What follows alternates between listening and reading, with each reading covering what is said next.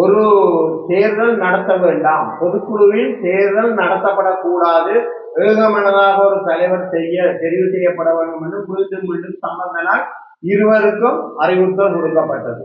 சம்பந்தனால் மத்திய குழுவுக்கு அந்த தகவல் பரிமாறப்பட்டது. பின்னர் முடிவெடுக்கப்பட்டது. இருவரும் போய் சமந்தனையாக நேரடியாக கழித்தார்கள். சுமந்திரன் கழித்தார், ஸ்ரீதரனும் கழித்தார்.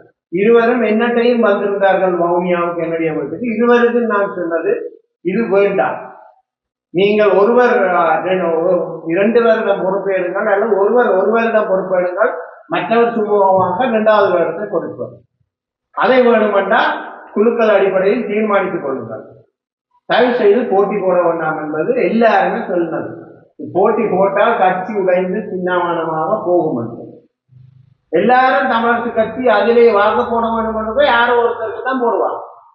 அதுக்காக நான் வாக்கு இவருக்கு தான் போட்டேன் அவருக்கு தான் போட்டேன் என்று சொல்லி செய்ய வேண்டிய அவசியம் இல்லை. அல்லது சொல்லி நான் இல்லை சிவஞானத்துக்கு போட்டுத்தான் என்றால் அதை நம்புறதுக்கும் ஒருத்தரும் இல்லை.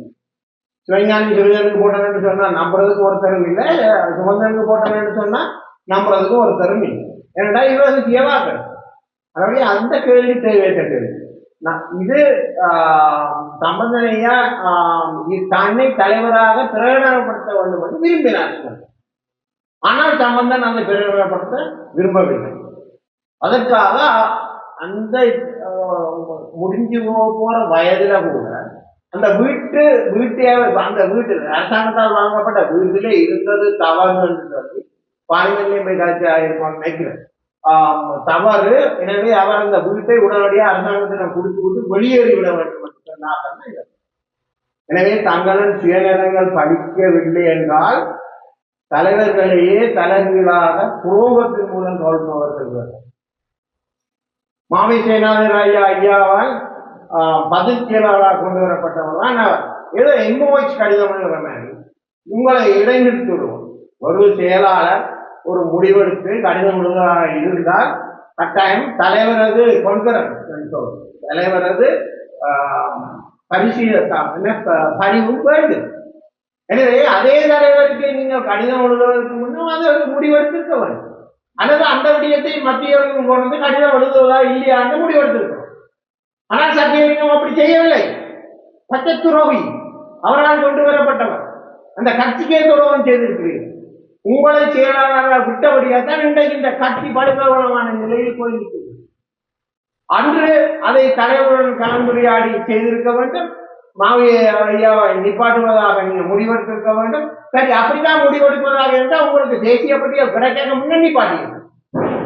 தேசிய பட்டியலாம் கையுக்கு வாங்க முடியும், எல்லாத்தையும் வந்து பொக்கத்துக்க போட்டுட்டு தான் நீங்க கடிதம் எழுதுறீங்க. எம்ஓச்சா இருக்கு, இங்கே இருக்கிறாங்க மற்ற டாக்டர்ஸ் அல்ல இந்த மிட்வைக்கு மாதிரி கடிதம் என்ன கூட நடைமுறை அரச நடைமுறைக்கே முரணானது, கட்சி நடைமுறைக்கு முரணானது. ஒட்டுமொத்தத்தில் நீங்க ஒரு நிகழ்ச்சியில போய்கொண்டு உங்களை போல ஆட்கள் வந்து இந்த பதில் பொறுப்பு கொடுத்த நேரம் நான் ஒருக்கா யோசிச்சேன், இது பொறுப்பு அல்ல, இதை இடைநிறுத்த வேண்டும். ஏனென்றா பதில் பொதுச் செயலாளர் 2 வருடம் இருக்க முடியாது.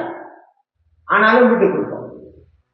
சரி, எல்லாரும் ஒரு மனிதன் கௌரவமாக அதை காப்பாற்றிக் கொள்வான் என்று நம்பினோம். அந்த கௌரவங்களை காப்பாற்ற முடியவில்லை, சுமந்தனால முடியவில்லை. சம்பந்தனுக்கு எதிராக கொண்டு வீட்டை பறி என்று நிற்கிறீர்கள், இந்தியா ஆண்டாளா கொண்டு போய் உடனே தலைவராக நீக்கன்னு சொல்லி கடைசியா சாக்காடி மென்டல் ஸ்ட்ரெஸ்ஸில் ஒரு மனிதன் இருந்தான் என்பதுதான் உண்மை. அந்த ஸ்ட்ரெஸ் கொடுத்தவர் யார்? ஒருவன் தற்கொலை செய்தால் அந்த தற்கொலைக்கு தூண்டுதலாக இருந்தவனும் கொலையாளி. உங்களுக்கு தெரியுமா? அதே போல் ஒரு மனுஷனுக்கு மென்டல் ஸ்ட்ரெஸ் கொடுத்து கொலை பண்ற விட எனக்கு அவரது திராட்ட நிலத்துக்கு முன்னராவது தயவு செய்து நீங்கள் அனைவரும் வெளியேறி விடுங்கள், அந்த பதவிகளிலிருந்து வெளியேறி விட வேண்டும். இதுதான்